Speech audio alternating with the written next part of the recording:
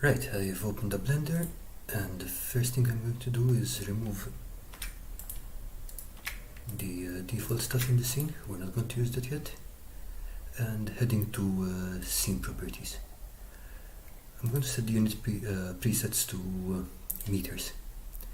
This will let me create the model at its real world size, which makes it easier to work out the model without having to worry about how much would this be in millimeters, how much this would be in inches, whatever. Just work it out in meters or feet if you prefer, and then we'll just scale down the final output to whatever scale we need. Okay, I'm going to add a plane to begin with. Since the building I'm going to design is rectangular in footprint, this is the easiest place to start. And I'm going to set it to 2.5 meters in width and 8 meters in length. The building I'm going to make is symmetrical, so this will let me just make one half and then mirror it. Makes it a bit easier. In this case it's a really simple building, so it's no big deal, but if you have a slightly more elaborate model, it's always easier to work like that. Right, I'm going to center it on the origin.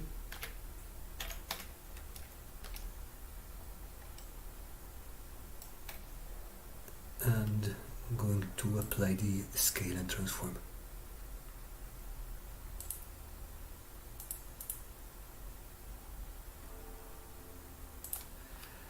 This seems to be important in Blender, because if you don't apply the scale, instead of being 2.5 by 8 rectangle, Blender will treat it like a 2 meter rectangle, a square which has been stretched out to these dimensions, which distorts the textures.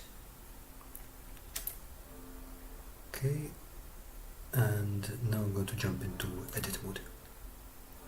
Make sure that faces are selected, and I'm going to extrude this up to 3 meters. Instead, you can do this with your mouse if you like. There are the measurements in the bottom left corner, but it's easier just to hit 3 on the keyboard and you're set. I'm using 3 because I'm assuming that 3 meters would be around the height of one story.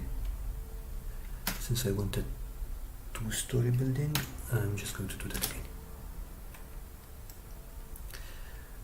Next, since I'm going to be mirroring this, I'm removing these faces because we're not going to need them.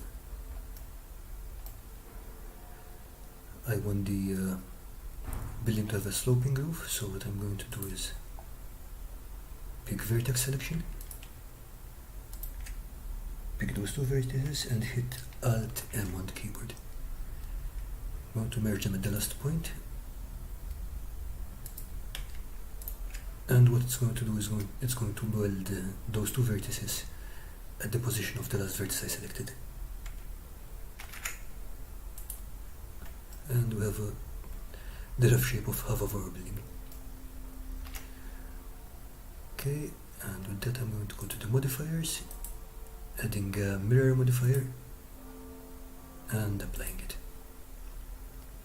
If we go to object mode again, we can see all our model here. Right, now that we have a very basic shape, what we need to do is tell Blender how to slice it up so it can flatten it. And what we're going to do is we're going to go to edge select mode and select all the edges we want to cut up. In this case, the roof can be flattened out on its own, so I'm going to select all the way around the roof, holding down shift and right clicking to select the edges,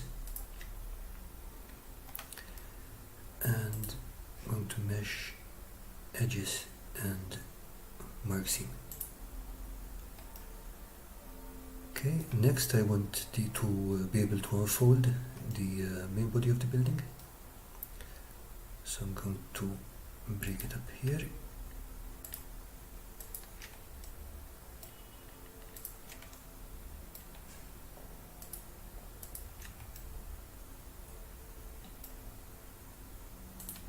mark the seam again.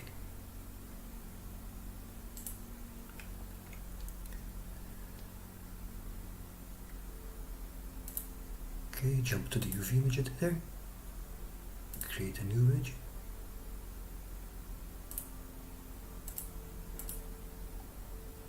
go back to the edit mode, select everything, and hit UV Unwrap.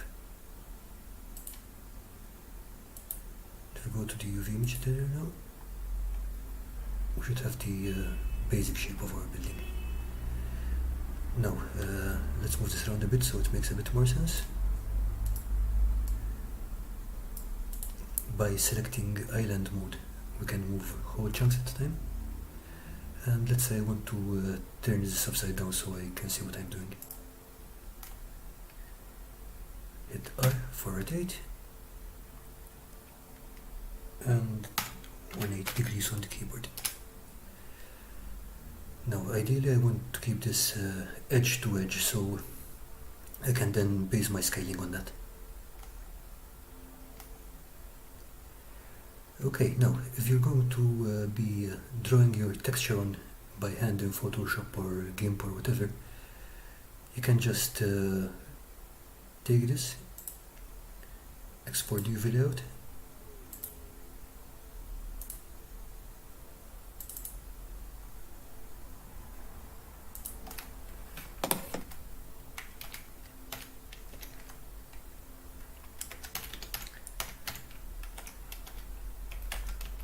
I'm really not typing properly today.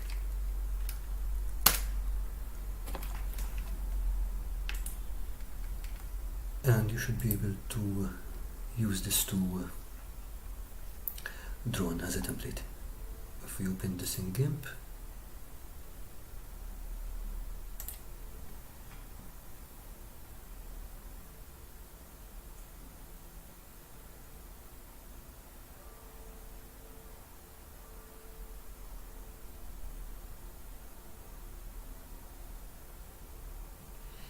you have the outlines there which you can then fill in.